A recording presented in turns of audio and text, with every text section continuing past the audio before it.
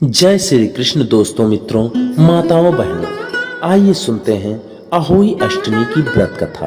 आपसे निवेदन है, कृपया अगर आप चैनल पर नए हैं तो सब्सक्राइब जरूर करें, वीडियो को लाइक करें, कमेंट बॉक्स में अपने विचार या जय श्री कृष्ण आदि जरूर लिखें। अहोई अष्टमी व्रत कथा के अनुसार एक समय की बात है।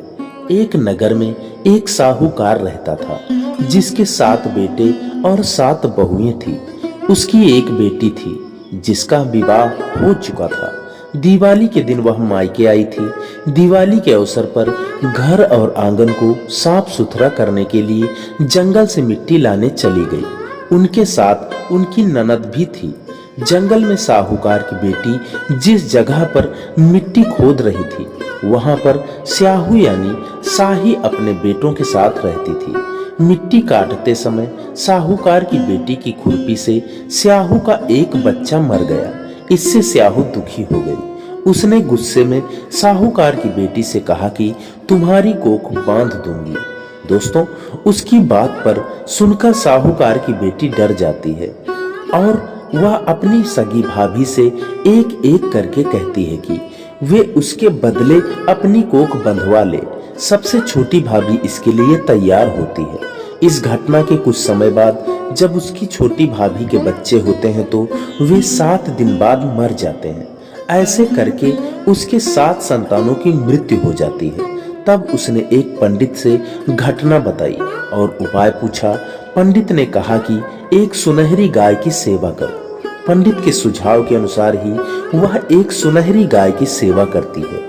वह गाय उससे खुश हो जाती है और उसे स्याहू के पास ले जाती है। रास्ते में दोनों थक गए तो एक जगह आराम करने लगते हैं और सो जाते हैं। अचानक साहूकार की छोटी बहू की आंख खुलती है तो वह देखती है कि एक सांप गरुड़ पंखनी के बच्चे को डसने जा रहा है।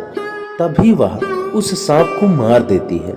इतने समय में गरुड़ पंखनी वहां आ जाती है और वहां पर खून देखकर वह क्रोधित हो जाती है। उसे लगता है कि साहूकार की छोटी बहू ने उसके बच्चे को मार डाला है। इस पर वह उसे चोंच से मारने लगती है। इस पर छोटी बहू उससे कहती है कि उसने तुम्हारे बच्चे की जान बचाई है। यह बात सुनकर वह खुश हो जाती है। छोटी बहू और सुनहरी गाय के उद्देश्य को जानकर गरुड़ पंखनी उन दोनों को स्याहू के पास ले जाती है।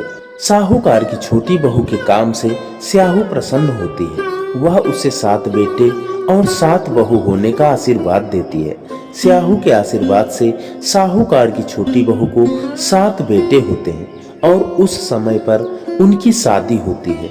इस प्रकार से साहूकार की छोटी बहू 7 बेटे और 7 बहुओं को पाकर खुश हो जाती है।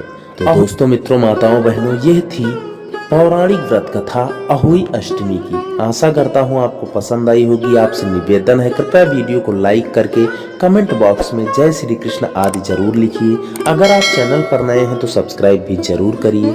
मिलते हैं किसी नई कथा के साथ, तब तक के लिए जय श्री कृष्ण।